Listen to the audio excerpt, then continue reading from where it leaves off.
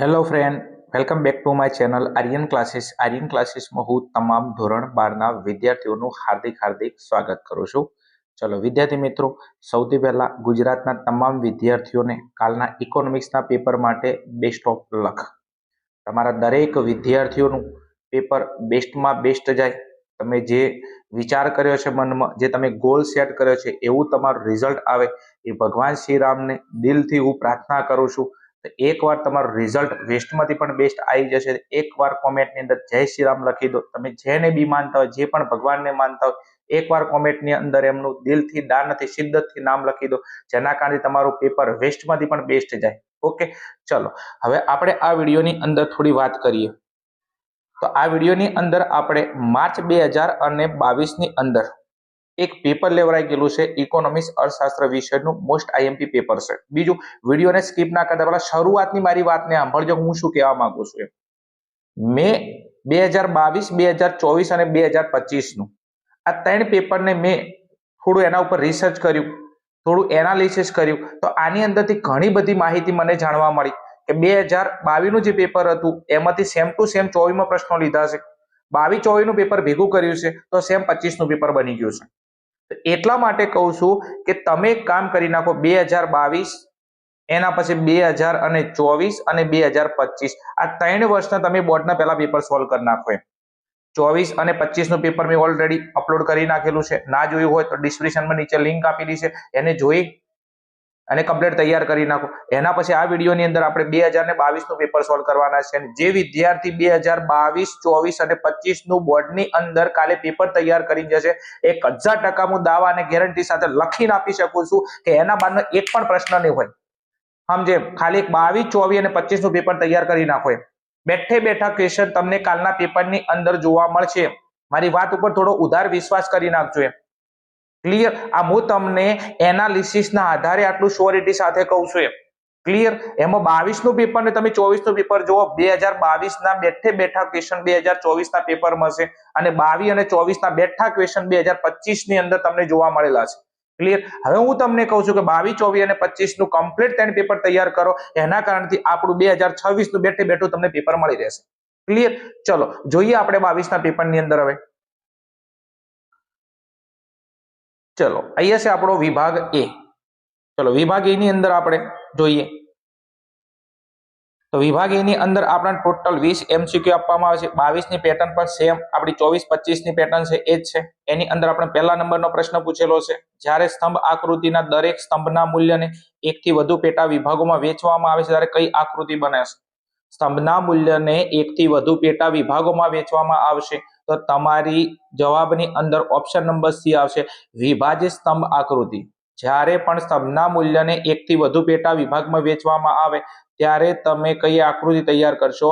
વિભાજ્ય સ્તંભ આકૃતિ તમે તૈયાર કરશો. ઓકે, ચલો એના પછી આગળ પ્રશ્ન નંબર 2 ની અંદર જવું છે. શું કીધેલું છે? નીચેનામાંથી કોનો સમાવેશ આલેખના પ્રકારમાં થતો નથી? નીચેનામાંથી કોનો સમાવેશ આલેખના પ્રકારમાં થતો નથી? હવે 24 નું પેપર મેં સોલ્યુશન કરાવ્યું તો એમાં તમને આ પહેલો આ પ્રશ્ન આપેલો છે. પહેલો જ પ્રશ્ન 22 નો ઉઠાઈને 24 માં મેલ્યો છે. ક્લિયર? સમાવેશ આલેખના પ્રકારમાં નહીં થતો તો ઓપ્શન નંબર ડી આપણો સાચો જવાબ, ચિત્ર આકૃતિ. તમે જુઓ તો ખબર પડે. અમુક જગ્યાએ લાગતું હોય ને લગાવવું પડે. શું? આપણું દિમાગ ચોય પેપરની અંદર. એમ ક્લિયર? જો સ્તંભાલેખ, આલેખ છે, આવૃત્તિ બહુકોણ, આલેખ છે, આવૃત્તિ બહુકોણ, આયા આલેખ છે, તો આલેખની અંદર તમે ચિત્ર આકૃતિ એટલે આકૃતિ ચોખ્ખો દેખાય છે, સ્પષ્ટ દેખાય છે, તો ચિત્ર આકૃતિ આલેખનો પ્રકાર નથી, કેમ કે એ આકૃતિનો પ્રકાર છે. ચલો એના પછી આગળ જઈશું. એમ ચલો આગળ પ્રશ્ન નંબર આપણો 3 છે. નીચે દેશના આર્થિક વિકાસમાં વધારો થવાથી રાષ્ટ્રીય આવકમાં કયા ક્ષેત્રનો ફાળો ઘટે છે? તમને જો 24 અને 25 ની અંદર આ પેપર તમને જોવા મળશે. દેશના આર્થિક વિકાસમાં વધારો થવાથી રાષ્ટ્રીય કયા ક્ષેત્રનો ફાળો ઘટે છે? ક્લિયર? તો અહીંયા તમારો જે ઓપ્શન નંબર એ છે, ખેતી ક્ષેત્ર. ખેતી એટલે કૃષિઓ, બંને જવાબ આલે, કૃષિ આલે અથવા ખેતી આલે. કૃષિ ક્ષેત્રનો ફાળો શું થશે? ઘટી જશે.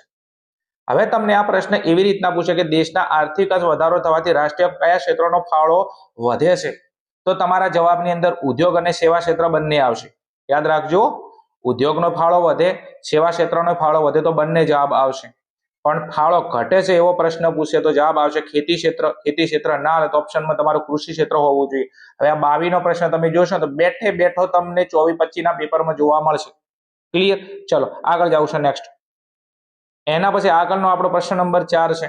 માનવ વિકાસ આંક HDI નું મહત્તમ મૂલ્ય કેટલું હશે? માનવ વિકાસ આંક HDI નું મહત્તમ મૂલ્ય મહત્તમ પૂછેલું હશે તો જવાબ આવશે ઓપ્શન નંબર સી. ક્લિયર? મહત્તમ મૂલ્ય. હવે આ મહત્તમની જગ્યાએ તમને ન્યૂનતમ પૂછે. શું પૂછે? ન્યૂનતમ. તો જવાબ આવશે તમારો 0. શું આવશે? 0. હવે ત્રીજો પ્રશ્ન એવો પૂછે કે માનવ વિકાસ HDI નું મૂલ્ય કેટલું હોય છે?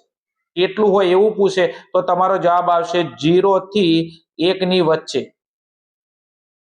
પાકું HDI નું મહત્તમ ન્યૂનતમ શબ્દ ના લે, કેટલું મૂલ્ય હોય તો જવાબ આવશે 0 થી 1 ની વચ્ચે.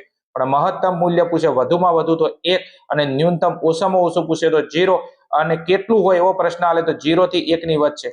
Okay, clear? રેડી? ચલો આગળ જાવશે નેક્સ્ટ. પ્રશ્ન નંબર આપણો 5 છે. ફુગાવો એ કેવી ઘટના છે? ફુગાવો એક કેવી ઘટના છે તો જવાબ આવશે ઓપ્શન નંબર એ નાણાકીય ઘટના છે. કારણ કે ફુગાવાની વ્યાખ્યાની અંદર જ કીધું છે એના લક્ષણોમાં જે નાણાવાદીઓ છે, શું જે નાણાવાદીઓ છે ઓકે એ ફુગાવાને નાણાકીય ઘટના માને છે. એટલા માટે ફુગાવો એક કેવી ઘટના છે? નાણાકીય ઘટના છે. ચલો આગળ જાવું છે નેક્સ્ટ. એના પછી પ્રશ્ન નંબર આપણો 100 છે. વસ્તુઓ અને સેવાઓના બદલામાં જે સર્વ સ્વીકૃત છે તે નાણું છે. નાણાંની આ વ્યાખ્યા કોણે આપેલી છે? વસ્તુઓ અને સેવાઓના બદલામાં જે સર્વ સ્વીકૃત છે એ નાણું છે. નાણાંની આ વ્યાખ્યા કોને આપેલી? તો જવાબ આવશે ઓપ્શન નંબર બી, રોબર્ટસન. શું જવાબ આવશે? રોબર્ટસન. હવે મારે તમને એક સરસ મજાની વાત કહેવી છે. નાણાંની અલગ અલગ તમે જોશો તો તમને 4 થી 5 અલગ અલગ વ્યાખ્યા આપેલી છે. તમને કોની વ્યાખ્યા? નાણાંની. અલગ અલગ 4 થી 5 અર્થશાસ્ત્રીઓ નાણાંની વ્યાખ્યા આપેલી છે. આ દરેકે દરેક વ્યાખ્યા તમારે તૈયાર કરવાની છે. આ વ્યાખ્યાની અંદરથી કાલના તમારા પેપર 26 ની અંદર એક વ્યાખ્યા તમને જોવા મળશે. આ ટાઈપનું વિધાન આપેલું હશે. હું એમ નથી કહેતો કે તમારે આ જ પરીક્ષામાં પૂછાય, પણ હું તમને એમ કહું છું 4 થી 5 વ્યાખ્યા તૈયાર કરો તો 26 ના પેપરમાં તમને એક વ્યાખ્યા મળી રહેશે. અહીંયા તમારે કીધું હતું કે વસ્તુ અને સેવાના બદલામાં સર્વ સ્વીકૃત છે તે નાણું છે. આ વ્યાખ્યા રોબર્ટસને આપી હતી. હજી તમારા જવાબની અંદર એક પિગુની વ્યાખ્યા છે, માર્શલની વ્યાખ્યા છે, કેન્સની વ્યાખ્યા છે. તૈયાર કરી નાખજો ભાઈ. આગળ નેક્સ્ટ. ચલો પ્રશ્ન નંબર આગળ છે આપણો 7. આરબીઆઈ નું રાષ્ટ્રીયકરણ કયા વર્ષમાં કરવામાં આવ્યું? આરબીઆઈ નું રાષ્ટ્રીયકરણ કયા વર્ષમાં કરવામાં આવ્યું? તો જવાબ આવશે ઓપ્શન નંબર એ 1949 ની અંદર. આરબીઆઈ નું રાષ્ટ્રીયકરણ એટલે કે આ બેંકને રાષ્ટ્રની, દેશની, લોકોની બેંક બનાવવામાં આવી હતી. ક્યારે? તો ઈસવીસન 1949 માં. હવે બીજું, આરબીઆઈ ની તમને સ્થાપના પૂછી લે. હવે આ રાષ્ટ્રીયકરણ છે પણ તમને સ્થાપના પૂછી લે કે આરબીઆઈ ની સ્થાપના ક્યારે કરવામાં આવી? તો જવાબ આવશે ઈસવીસન 1935. બંને પ્રશ્નો તૈયાર કરજો. આ તો ગવર્નમેન્ટ લાઈનના ક્વેશ્ચન છે. ઇન ફ્યુચર તમે તૈયારી કરશો ત્યાં પણ તમને આ પ્રશ્નો કામ લાગશે. આરબીઆઈ નું રાષ્ટ્રીયકરણ પૂછે તો 1949 માં, એની સ્થાપના તમને પૂછે તો 1935 ની અંદર. ક્લિયર? ચલો આગળ જાવ છું નેક્સ્ટ. પ્રશ્ન નંબર તમારો 8 છે. નીચેનામાંથી કોનો સમાવેશ નાણાકીય નીતિના ગુણાત્મક સાધનમાં થાય છે? તમે 24-25 નું પેપર ટેલી કરી લેજો ભાઈ. બેઠે બેઠો આ ક્વેશ્ચન એની અંદર ઉપાડી મૂકી દીધો છે. નાણાકીય નીતિના કયા સાધનમાં? ગુણાત્મક સાધનમાં. તમે જો આ રેપો રેટ, આ તો પરિમાણાત્મક સાધન છે. બેંક રેટ, આ એ પરિમાણાત્મક છે. રોકડ અનામતનું પ્રમાણ, આ એ પરિમાણાત્મક છે. પણ તમને ગુણાત્મક પૂછેલું છે તો જવાબ આવશે ભેદભાવયુક્ત વ્યાજના દર. આ ભેદભાવયુક્ત વ્યાજના દર એ નાણાકીય નીતિના કયા સાધન છે? ગુણાત્મક સાધન છે. અને તમને આ જે 3 સાધન આપેલા છે એ સાધન કયા છે? તમારા પરિમાણાત્મક સાધન છે. ચલો આગળ જાવ છે નેક્સ્ટ. એના પછી પ્રશ્ન નંબર તમારો 9 છે. તેંડુલકર સમિતિની ભલામણો મુજબ, તેંડુલકર સમિતિની ભલામણો મુજબ વર્ષ 2011 અને 12 માટે ગ્રામીણ ક્ષેત્રોની ગરીબી રેખા નક્કી કરવા માટે માસિક કેટલા રૂપિયા નક્કી કરેલા છે? ખર્ચા માટે ગ્રામીણ ક્ષેત્ર પૂછેલું છે અને તમને માસિક ક્લિયર કેટલો ખર્ચો છે? તો ગ્રામીણ ક્ષેત્રની અંદર જવાબ આવશે ઓપ્શન નંબર 816 રૂપિયા. કેટલો જવાબ આવશે? 816 રૂપિયા. ક્લિયર? ગ્રામીણ ક્ષેત્રોની અંદર મગજમાં રાખજો કે ગ્રામીણ ક્ષેત્રમાં ખર્ચો ઓછો હોય એટલા માટે તમારો જવાબ આવશે 816 રૂપિયા. પણ તમને આની જગ્યાએ બેટા શહેરી ક્ષેત્ર પૂછી લે. કયું ક્ષેત્ર પૂછી લે? શહેરી ક્ષેત્ર પૂછી લે તો તમારો જવાબ આવશે 1000 રૂપિયા. કેટલો જવાબ આવશે? 1000 રૂપિયા. પણ તમે કાલે એમ ના કહેતા પેપર આલ્યું કે સાહેબ તમે તો બહુ ઊંચા અવાજે કહેતા હતા સાહેબ ગ્રામીણ ક્ષેત્ર ના પૂછ્યું, પણ હું કહું છું કે બેટા શહેરી ક્ષેત્ર તૈયાર કરી નાખ તો તમારો જવાબ કેટલો આવશે? 1000 રૂપિયા. હવે તમે 24-25 નું પેપર ઉઠાવો. આ જગ્યાએ આ માસિક રૂપિયા વાળો પ્રશ્ન છે તો ગ્રામીણમાં કેટલો આવશે 816 રૂપિયા આવશે, શહેરમાં કેટલો આવશે 1000 રૂપિયા ખર્ચો. હવે તમે 24-25 ના પેપરની અંદર તમે ટેલી કરશો તો તમને કેલેરી વાળો પ્રશ્ન પૂછેલો છે. કયો? કેલેરી વાળો. કેલેરી ની અંદર તમને ખબર છે કે ગ્રામીણની અંદર કેટલા છે 2400 કેલેરી છે અને શહેરની અંદર કેટલા કેલેરી છે 2100 કેલેરી છે. હવે ચાર પ્રશ્ન તૈયાર કરી નાખો. ક્લિયર. કેલેરી નો પ્રશ્ન આવે તો ગ્રામીણ ક્ષેત્રમાં 2400 કેલેરી, શહેરી ક્ષેત્રમાં 2100 કેલેરી છે. ખર્ચાનો પ્રશ્ન આવે તો ગ્રામીણમાં 816 છે, શહેરમાં કેટલો છે 1000 રૂપિયા. ચાર પ્રશ્ન તૈયાર કર. 26 ની અંદર ચાર માંથી લખી ના લો એક પ્રશ્ન બેઠે બેઠો પરીક્ષામાં કાલ જોવા મળશે. આગળ નો નેક્સ્ટ પ્રશ્ન નંબર આપણો આગળનો 10 છે. વર્ષ 2013 માં ભારતમાં સૌથી ઓછી ગરીબી કયા રાજ્યમાં જોવા મળી? તો આપણો ચેપ્ટર નંબર 5 છે ગરીબી, એનો ક્વેશ્ચન પૂછેલો છે. સૌથી ઓછી ગરીબી કયા રાજ્યમાં જોવા મળી હતી? તો તમારો જવાબ આવશે ગોવા. કયો આવશે? ગોવા.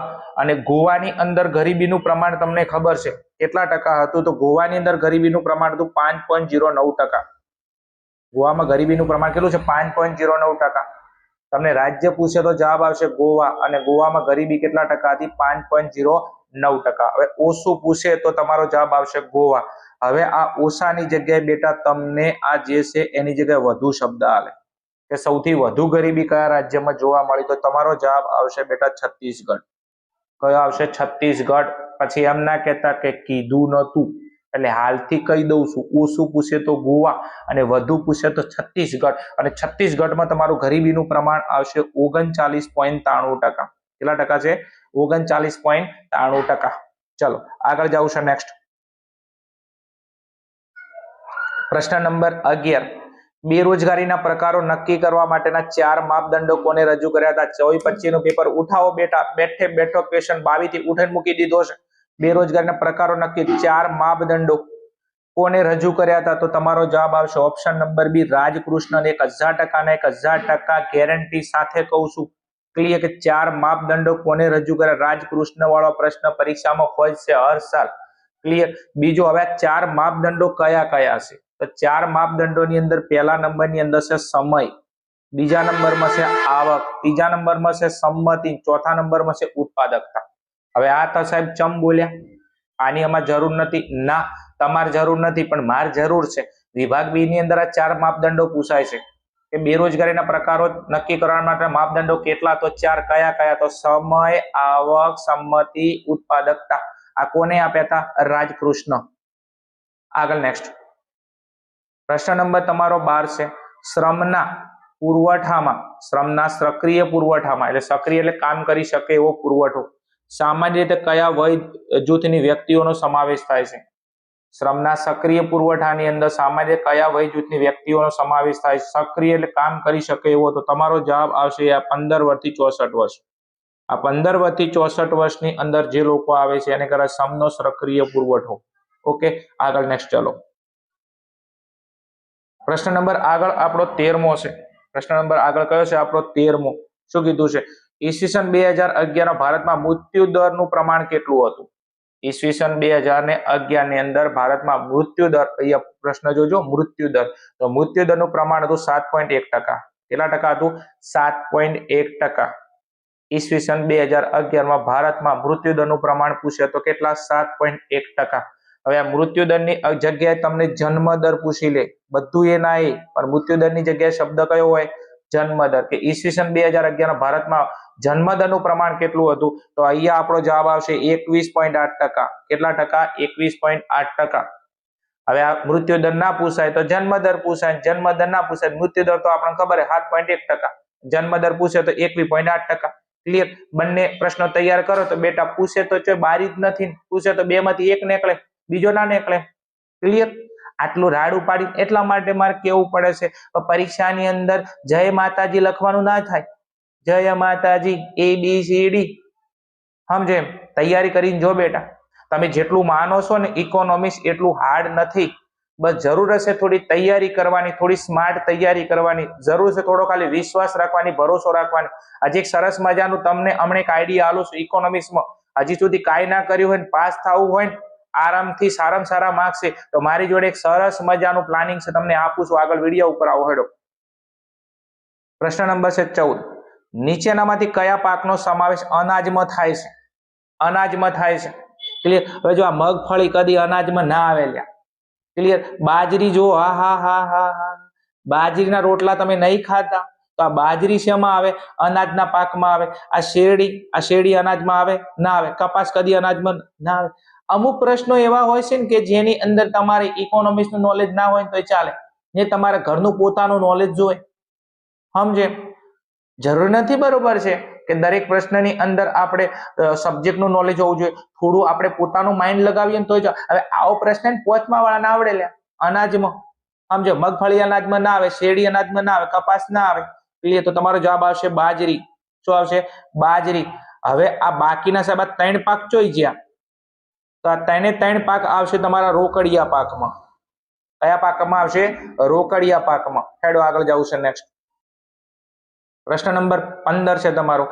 નીચેનામાંથી કોનો સમાવેશ કૃષિ ક્ષેત્રના સંસ્થાકીય પરિબળોમાં થાય છે? સંસ્થાકીય પરિબળો કીધા છે આપણું ચેપ્ટર નંબર 8 છે આપણું કૃષિ. એટલે યંત્રોનો ઉપયોગ, આ તો તમારા કયા છે? આ તો ટેકનોલોજીકલ છે. જંતુનાશક દવાઓ ટેકનોલોજીકલ છે. ગ્રામીણ સમાજ વ્યવસ્થા, તમે જો સંસ્થાકીયમાં આપણો જવાબ આવશે ગ્રામીણ સમાજ વ્યવસ્થા. અને ભૂમિ પરીક્ષણ, આ તો શું છે આપણું? ટેકનોલોજીકલ. તો યંત્રોનો ઉપયોગ, જંતુનાશક દવા અને ભૂમિ પરીક્ષણ આ કયા છે? આપણા ટેકનોલોજીકલ પરિબળો છે.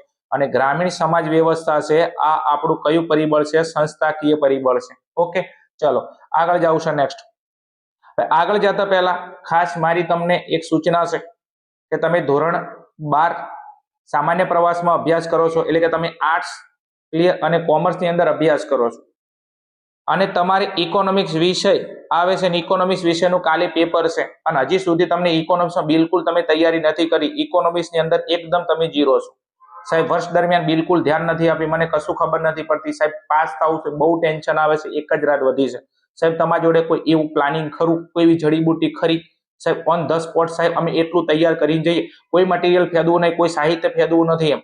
ક્લિયર. કોઈ એવી વસ્તુ ખરી સાહેબ અમે ત્યાં આગળ તૈયારી કરીને પાસ થઈ જાય? હા, મારી જોડે એક સરસ મજાનો પેપર સેટ તૈયાર કરેલો છે આર્યન ક્લાસીસ ખુદ. આ આર્યન ક્લાસીસ દ્વારા મારા પોતાના દ્વારા ઇકોનોમિક્સનો એક પેપર સેટ બનાવેલો છે, જેની અંદર 1 થી 6 પ્રશ્નપત્ર છે. કેટલા છે? 1 થી 6 પ્રશ્નપત્ર સાહેબ. આવા તો બજારમાં પ્રશ્નપત્ર ઘણા બધા મળે છે, પણ એમાં આમાં ડિફરન્સ છે. આ વિષયના નિષ્ણાત દ્વારા તૈયાર કરેલો છે. હું ખુદ મારા છેલ્લા 6 વર્ષના અનુભવના આધારે પેપર સેટ તૈયાર કરેલો છે. એની અંદર કોઈ વિદ્યાર્થી આ પેપર સેટ તૈયાર કરે છે તો એની અંદરથી 1000% 90+ માર્ક્સનું પેપર બેઠું તમને મળી રહેશે. બીજો એક મહત્વની બાબત એ છે એની અંદરથી કે તમને વિભાગ એ, વિભાગ બી અને વિભાગ સી નું સંપૂર્ણ વિડીયો સોલ્યુશન તમને મળી જશે. જો વિડીયો સોલ્યુશન, કારણ કે એક વસ્તુ બજારમાં એની અંદર પેપર સેટ તો મળે સાહેબ, પણ એની અંદર સાહેબ સોલ્યુશન અમારે જાતે કરવાનું સાહેબ. જાતે તો અમે ના કરી શકીએ, તો આ પેપર સેટની અંદર તમને વિભાગ એ, બી, સી નું તમને સંપૂર્ણ વિડીયો સોલ્યુશન કરેલું છે. વિભાગ એ ડીપમાં સમજાયેલો, વિભાગ બી ડીપમાં સમજાયેલો, વિભાગ સી ડીપમાં સમજાયેલો છે. કોઈ વિદ્યાર્થી ખાલી એબીસી તૈયાર કરીને જાય તો લખીને આલું છું, આરામથી પાસ થઈ જાય. એને ડી અને ઈ નહીં કરે તો ચાલે. સમજે? અને હવે વાત રહી તમારી ડી અને ઈ, તો ડી અને ઈ ની અંદર તમને બેઠે બેઠા આઈએમપી ક્વેશ્ચન મળી જશે. તમારે ખાલી તૈયાર કરવાનું ડી અને ઈ, એબીસી નું સંપૂર્ણ સોલ્યુશન અંદર આવી જશે. સમજો? બીજું, એકના એક પ્રશ્ન બીજા પ્રશ્નમાં આવશે, ત્રીજા પ્રશ્નમાં આવશે. વારંવાર તમે વિડીયો જોશો તો 1000% તમને પ્રશ્ન મગજની અંદર ઓપ્શન જોવા પરીક્ષામાં જરૂર નહીં પડે. ડાયરેક્ટ પ્રશ્ન જોશો મગજની અંદર તાત્કાલિક જવાબ આવી જશે. સમજો? રિપીટેડ વારંવાર જો કરશો, પ્રશ્ન રિપીટ થશે, તમને યાદ રહી જશે. સાહેબ હવે આ પેપર સેટ અમારે ક્યાંથી મેળવો? તો આર્યન ક્લાસીસ નામની એપ્લિકેશન છે. આ એપ્લિકેશનની અંદર આપણે 1 થી 6 પ્રશ્નપત્ર છે. ક્લિયર. વધારે તમારે માહિતી માટે આ પેપર સેટ તમારે પરચેસ કરવો છે તો અહીંયા તમને એક નંબર આપેલો છે. આ નંબર ઉપર તમે કોન્ટેક્ટ કરશો, વોટ્સએપમાં મેસેજ આ કોલ કરી ક્લિયર અને ઇન્ફોર્મેશન તમે મેળવી શકો છો. ઓકે, ચલો હવે આપણે આગળ જઈશું. ચલો પ્રશ્ન નંબર છે 16. આજના સમયમાં વિદેશી વેપારમાં કયું સાધન વધુ ગતિશીલ બન્યું છે? જો 24-25 નું પેપર બેઠે બેઠો પ્રશ્ન છે યાર. આજના સમયમાં વિદેશી વેપારમાં કયું સાધન વધુ ગતિશીલ છે? વધુ છે. તો તમારો જવાબ આવશે નિયોજન શક્તિ. કયો જવાબ આવશે? નિયોજન શક્તિ. અહીંયા યાદ રાખજો, તમારી ગાઈડની અંદર તમને જવાબ મૂડી આપ્યો છે, પણ મૂડી નહીં આવે હો બેટા. ગાઈડમાં મૂડી છે એટલે ગાઈડ વાંચતા હોય ક્લિયર તો થોડું ધ્યાન આપજો. વધી ગતિશીલ સાધન પૂછે તો તમારો જવાબ આવશે નિયોજન શક્તિ. ક્લિયર. અને ઓછું ગતિશીલ સાધન પૂછે, કયું? ઓછું ગતિશીલ સાધન પૂછે તો તમારો જવાબ આવશે શ્રમ. કયો આવશે? શ્રમ. પાકું. વધુ ગતિશીલ પૂછે તો જવાબ આવશે નિયોજન શક્તિ. અને ઓછું પૂછી લે કે વિદેશી વેપારમાં કયું સાધન ઓછું ગતિશીલ છે તો જવાબ આવશે શ્રમ. Okay ready. વધુ પૂછે તો નિયોજન શક્તિ, ઓછું પૂછે તો શ્રમ. મૂડી નહીં આવે હો, મગજમાં રાખજો. આગળ જાવ છે નેક્સ્ટ. પ્રશ્ન નંબર 17, લેણ દેણની તુલાના કેટલા ખાતા હોય? તમે 24-25 નું પેપર ઉઠાવવાના પ્રશ્ન બેઠે બેઠો છે લ્યા. એટલે હું કેટલી વાર તમને સમજો એકના એક વસ્તુ કહું છું, મને શોખ નથી આવતો, પણ હું તમને એ કહેવા માંગુ છું કે તમે પેપર સોલ્યુશન કરીને જો ને તો ભાઈ આ બેઠે બેઠું પેપર મળી રહે. લેણ દેણની તુલાના કેટલા ખાતા હોય છે? તો લેણ દેણની તુલાની અંદર 2 ખાતા હોય છે. કેટલા ખાતા? 2. કયા કયા? તો નંબર 1 ની અંદર છે ચાલુ ખાતું, નંબર 2 માં છે તમારું મૂડી ખાતું. લેણ દેણની તુલાના 2 ખાતા કયા? ચાલુ ખાતું અને મૂડી ખાતું.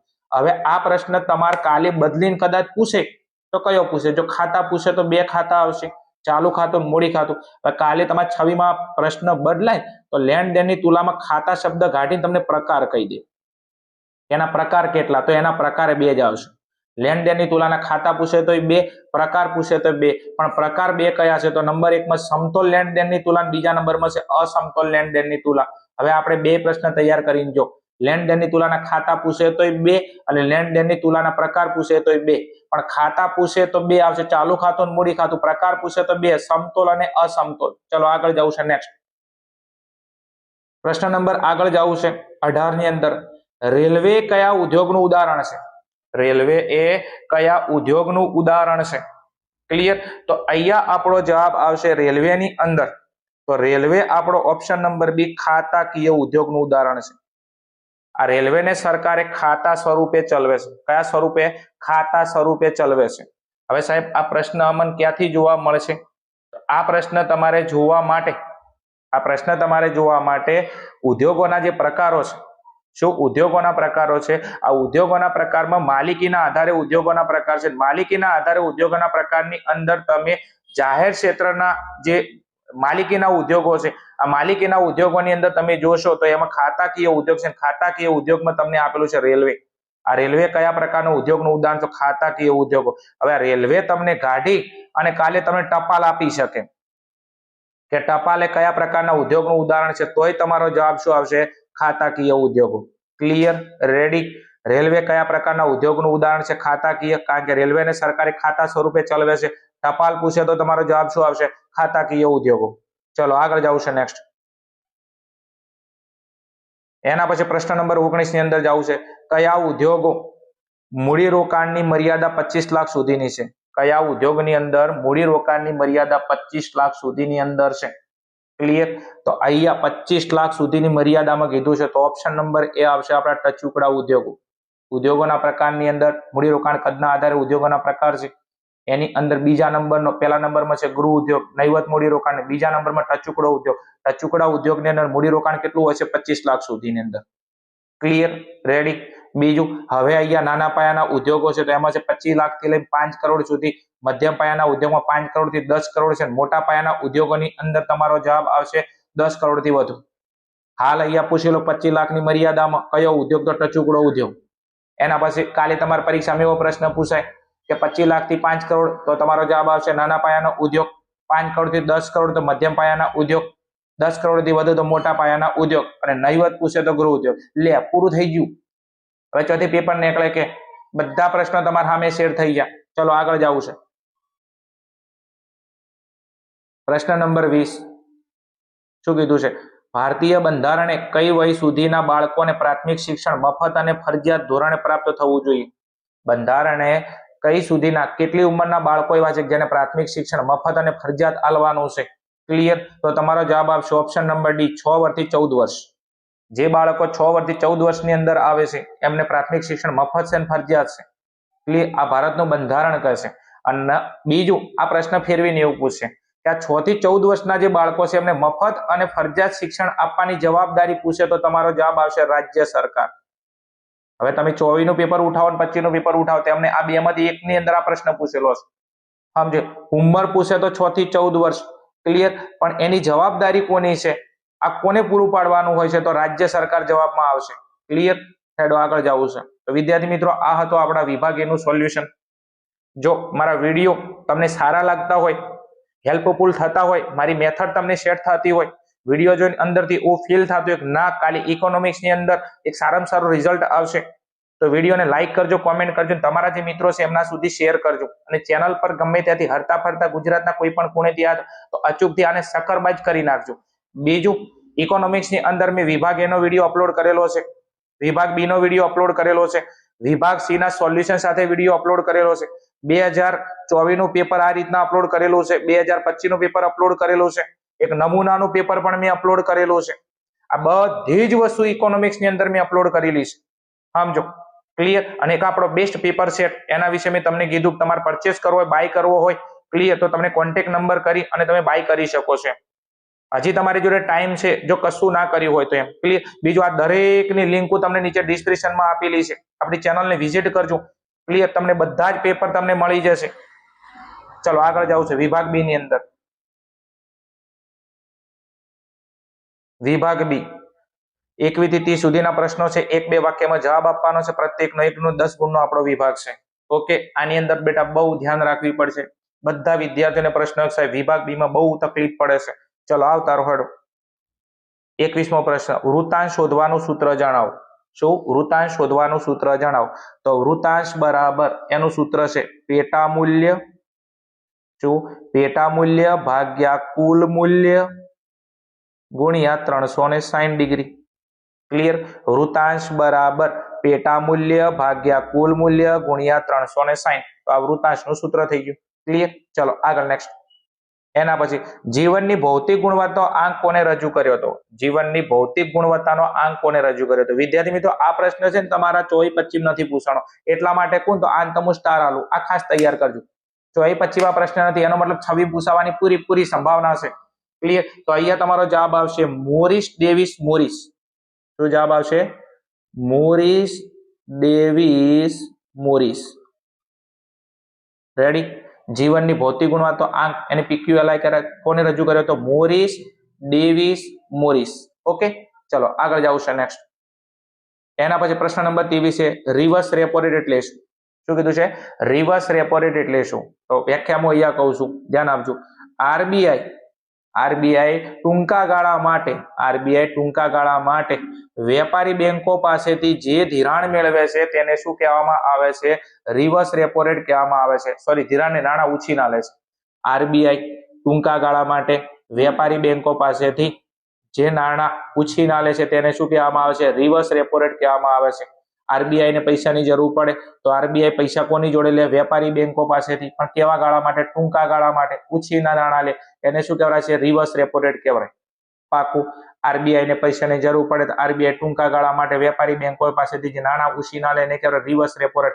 હવે આની જગ્યાએ બેટા તમને પૂછાય રેપો રેટ. રિવર્સ શબ્દ કાઢી નાખે, રેપો રેટ આલે. તો રેપો રેટમાં શું આવે? ક્લિયર. તો આ વેપારી બેંકો છે, આ વેપારી બેંકોને પૈસાની જરૂર પડે. ક્લિયર.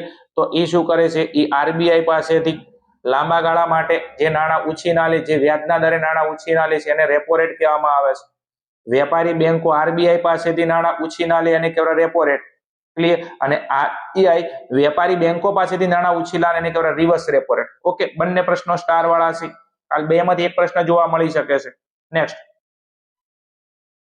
ચલો એના પછી પ્રશ્ન નંબર આપણો આગળ છે 24. પ્રધાનમંત્રી જનધન યોજનાની શરૂઆત કયા વર્ષમાં કરવામાં આવી હતી? પ્રધાનમંત્રી જનધન યોજનાની શરૂઆત કયા વર્ષમાં કરવામાં આવી હતી? બીજું, અહીંયા ઘણા બધા વિદ્યાર્થીઓ કન્ફ્યુઝ થઈ જાય છે, કારણ કે તમારી જોડે બે યોજના છે. એક પ્રધાનમંત્રી જનધન યોજના અને પ્રધાનમંત્રી કૃષિ સિંચાઈ યોજના છે. અને બંને પ્રશ્નો છે ને, આ બેમાંથી એક પ્રશ્ન તમારી પરીક્ષામાં કાલ જોવા મળશે. ના મળે તમારું નામ બદલી દઉં ચાલુ એમ. પ્રધાનમંત્રી જનધન યોજના અને પ્રધાનમંત્રી કૃષિ સિંચાઈ યોજના, આ બંનેની શરૂઆત કાલે પૂછશે. હવે તમને અહીંયા પ્રશ્ન પૂછો, પ્રધાનમંત્રી જનધન યોજના પૂછેલી છે, એની શરૂઆત જવાબ આવશે 28 ઓગસ્ટ. શું આવશે? 28 ઓગસ્ટ 2014. પાકું. પ્રધાનમંત્રી જનધન યોજના ક્યારે શરૂ કરવામાં આવી? તો જવાબ આવશે 28 ઓગસ્ટ 2014. રેડી? પાકું? ક્લિયર? પ્રધાનમંત્રી જનધન યોજના પૂછે તો 28 ઓગસ્ટ અને 2014. હવે બીજું, તમને આની જગ્યાએ પ્રધાનમંત્રી જનધન યોજના કાઢી અને કૃષિ સિંચાઈ યોજના પૂછે. શું પૂછે? કૃષિ સિંચાઈ યોજના પૂછે તો તમારો જવાબ આવશે 1 જુલાઈ 2015. પાકું. આ પ્રશ્ન તમારા A અને B ની અંદર તમે 2024-25 નું પેપર ટેલી કરો, તમને મળી જાય. 22 નો આ પ્રશ્ન છે, તમને 24-25 ના પેપરમાં મળી જાય. ક્લિયર. કૃષિ સિંચાઈ યોજના પૂછે તો 1 જુલાઈ 2015 અને પ્રધાનમંત્રી જનધન પૂછે તો 28 ઓગસ્ટ 2014. આ બંને સ્ટાર વાળા પ્રશ્નો છે. એ અને બી બંનેમાં પૂછાય છે. ચલો આગળ જાવ છે. નેક્સ્ટ, બેરોજગારીનો અર્થ જણાવો. બેરોજગારીની વ્યાખ્યા આપણું ચેપ્ટર છે. ચેપ્ટરનું નામ છે બેરોજગારી. તો પ્રવર્તમાન વેતન દરે વ્યક્તિની કામ કરવાની ઈચ્છા શક્તિ અને તૈયારી હોય. પ્રવર્તમાન વેતન દરે વ્યક્તિની કામ કરવાની ઈચ્છા શક્તિ અને તૈયારી હોય અને વ્યક્તિ કામની શોધમાં અને યોગ્ય લાયકાત ધરાવતો હોય તેમ છતાં વ્યક્તિને બિલકુલ કામ ન મળે તેને શું કહેવામાં આવે છે? બેરોજગારી કહેવામાં આવે છે. પ્રવર્તમાન વેતન દરે વ્યક્તિની કામ કરવાની ઈચ્છા શક્તિ અને તૈયારી છે, વ્યક્તિ કામની શોધમાં છે તેમ છતાં તેને બિલકુલ કામ નથી મળતું, એવી સ્થિતિને શું કહેવામાં આવે છે? બેરોજગારી કહેવામાં આવે છે. આગળ જાવ છે. નેક્સ્ટ, ભારતમાં છેલ્લી વસ્તી ગણતરી ક્યારે કરવામાં આવી હતી? ભારતમાં છેલ્લી વસ્તી ગણતરી તો તમારો જવાબ આવશે 2011. બીજું મગજમાં રાખજો, આપણે ટેક્સ્ટ બુક પ્રમાણે હેડીએ છીએ. તો ભારતમાં છેલ્લી વસ્તી ગણતરી 2011માં અને છેલ્લી વસ્તી ગણતરી કરી હતી એની અંદર આપણા દેશની વસ્તી કેટલી હતી? તો જવાબ આવશે 121.02 કરોડ. 2011માં છેલ્લી વસ્તી ગણતરી કરી અને એમાં ભારતની વસ્તી કેટલી હતી? 121.02 કરોડ. કામ લાગે એવો પ્રશ્ન છે લે, એટલા માટે કહું છું. આપણે ખાલી લખવાનું છે 2011માં છેલ્લી વસ્તી ગણતરી. ચલો આગળ. નેક્સ્ટ, એના પછી નેક્સ્ટ કીધું છે નાબાર્ડનું પૂરું નામ આપો. નાબાર્ડનું પૂરું નામ, તો નાબાર્ડનું પૂરું નામ છે national bank for agriculture. Bank for agriculture, national bank for agriculture and rural development. Clear. N એટલે national bank for agriculture and rural development. તો આ નાબાર્ડનું પૂરું નામ છે. Clear. National bank for agriculture and rural development તૈયાર કરી નાખજો, નાબાર્ડનું પૂરું નામ. હવે 24-25 નું પેપર તમે જોશો તો એની અંદર તમને એમસીક્યુ ની અંદર નાબાર્ડની સ્થાપના પૂછેલી છે. શું? નાબાર્ડની સ્થાપના. આમાં પૂરું નામ છે, એમાં સ્થાપના પૂછે, જવાબ આવશે 1982. ક્લિયર કે નાબાર્ડની સ્થાપના ક્યારે છે? તો 1982 ની અંદર. આગળ. નેક્સ્ટ, પ્રશ્ન નંબર 28 છે વિદેશી વેપારની દિશા એટલે શું? 24-25 ના પેપરમાં બેઠો પ્રશ્ન ઉઠાઈ મૂકી દીધો છે. ક્લિયર. ચલો, વિદેશી વેપારની દિશા એટલે શું? તો કોઈ એક દેશ વિશ્વના દેશો સાથે વેપાર માટે જે સંબંધ બનાવે છે, કોઈ એક દેશ વિશ્વના દેશો સાથે વેપાર માટે જે સંબંધ બનાવે છે એને શું કહેવામાં આવે છે? વેપારની દિશા કહેવામાં આવે છે. ભારત વિશ્વના દેશો સાથે વેપાર માટે જે સંબંધ બનાવે એને વિદેશી વેપારની દિશા કહેવાય. ચલો, એના પછી પ્રશ્ન નંબર આપણો 29 છે. શું કીધું છે? ક્રિપ્કો એ કયા પ્રકારના ઉદ્યોગનું ઉદાહરણ છે? ક્રિપ્કો એ કયા પ્રકારના ઉદ્યોગનું ઉદાહરણ છે? તો અહીંયા તમારો જવાબ આવશે સહકારી ક્ષેત્ર. કયું? સહકારી ક્ષેત્ર. ક્રિપ્કો એ કયા પ્રકારના ઉદ્યોગનું ઉદાહરણ છે? તો તમારો જવાબ આવશે સહકારી. સરકારી નહીં હો, સહકારી ક્ષેત્ર. હવે વિદ્યાર્થી મિત્રો, આપણા માલિકીના આધારે ઉદ્યોગોના પ્રકાર આપેલા છે. પેજ નંબર તમે 124 ઉપર જોશો. માલિકીના આધારે ઉદ્યોગોના પ્રકાર તમને આપેલા છે. ક્લિયર. એની અંદર સહકારી ક્ષેત્રના ઉદ્યોગની અંદર તમે જોજો. ક્લિયર.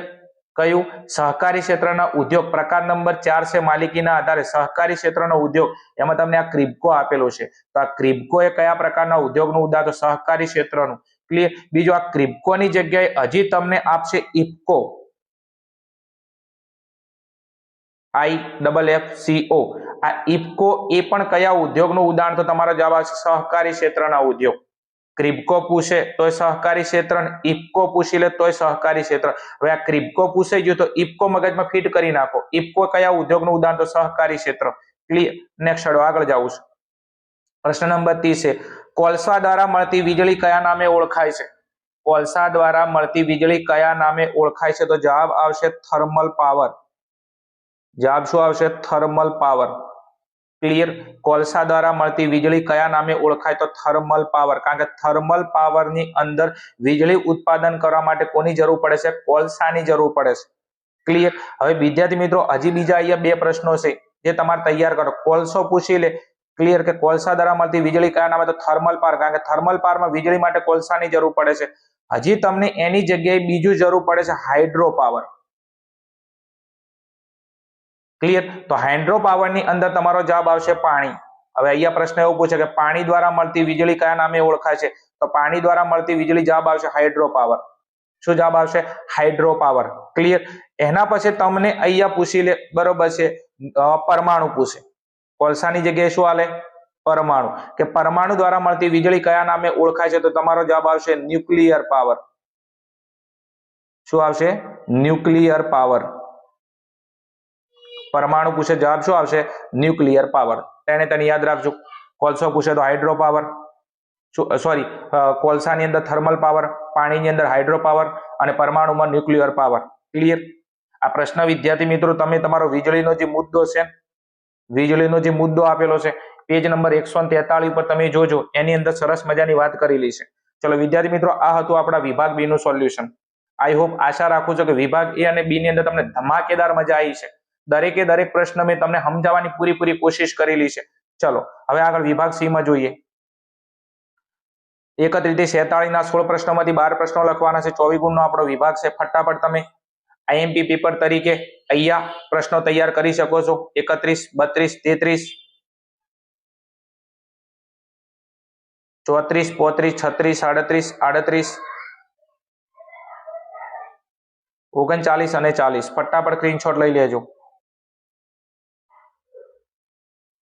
41, 42, 43, 44, 45 અને 46. વિદ્યાર્થી મિત્રો, આ હતા આપણા વિભાગ સી ના પ્રશ્નો. એના પછી નેક્સ્ટ વિભાગ ડી ના પ્રશ્નો. 47 થી 56 ના 10 પ્રશ્નોમાંથી 7 પ્રશ્નો લખવાના છે. દરેકના 3 ગુણ છે. વિભાગ ડી 21 ગુણનો આપણો આવે છે. પ્રશ્ન નંબર 47, 48, 49 અને 50. ફટાફટ સ્ક્રીનશોટ લઈ અને તૈયારી ચાલુ કરી શકો છો તમે. ચલો 50, 51, 52, 53, 54. એના પછી 55. ક્લિયર. એમાં આંતરિક વેપાર અને વિદેશી વેપારનો તફાવત તો તૈયાર કરજો. કાલ સવીમ તમને જોવા મળશે. ક્લિયર. આંતરિક વેપાર અને વિદેશી વેપારનો તફાવત જો આ ના હોય ને તો આર્થિક વૃદ્ધિ અને આર્થિક વિકાસનો તફાવત, આ બેમાંથી એક તફાવત હર સાલ બોર્ડમાં હોય જ છે. ચલો વિભાગી 57 થી 63 સુધીના 7 પ્રશ્નોમાંથી 5 પ્રશ્નો તમારે લખવાના છે. પ્રત્યેકના 5 ગુણ અને 25 ગુણનો આપણો વિભાગ છે. 57, 58, 59 અને 60. ઓકે. ચલો એના પછી નેક્સ્ટ આગળ જવું છે. 60 છે, 61 છે, 62 છે અને લાસ્ટ એન્ડ ફાઇનલ તમારો 63મો પ્રશ્ન છે. ક્લિયર. અને આ તો તમારે કમ્પલસરી આનું સોલ્યુશન કરવાનું. ક્લિયર. પ્રશ્ન નંબર 63 તમારો ફરજિયાત હોય છે. એની અંદર તમારે આલેખ દોરવાનું છે. જે અંધ વિદ્યાર્થીઓ છે એમને માત્ર વિશ્લેષણ કરવાનું છે. ક્લિયર. અને બાકીના જે વિદ્યાર્થીઓ છે, સામાન્ય વિદ્યાર્થીઓ છે, એમના બધા માટે આલેખ દોરવાનો છે. ક્લિયર. તો વિદ્યાર્થી મિત્રો, આ હતું આપણું 2026 કાલના બોર્ડના પેપર માટે એક રણનીતિ માટેનું એક મોસ્ટ આઈએમપી પેપર છે. ખાસ તૈયાર કરીને જાજો. બીજું 3 પેપર, એક 22 નું છે, એક 24 નું છે અને એક 25 નું છે. આ 3 પેપરની પેટર્ન સેમ છે. 3 પેપર તૈયાર કરીને જાજો. હજી વધારે તૈયારી કરવી હોય તો મેં તમને જે કોન્ટેક્ટ નંબર આપ્યો એના પર ફટાફટ કોન્ટેક્ટ કરી અને આપણો આર્યન ક્લાસીસનો ઇકોનોમિક્સનો પેપર છે તમે પરચેસ કરી અને તમારું રિઝલ્ટ વેસ્ટમાંથી પણ બેસ્ટ બનાવી શકો છો. મળીશું આપણે આવા જ કોઈ પ્રશ્નપત્રના સોલ્યુશન સાથે. ત્યાં સુધી જોતા રહો મારી channel Aryan classes. Okay, thank you. જય ભારત તથાસ્તુ.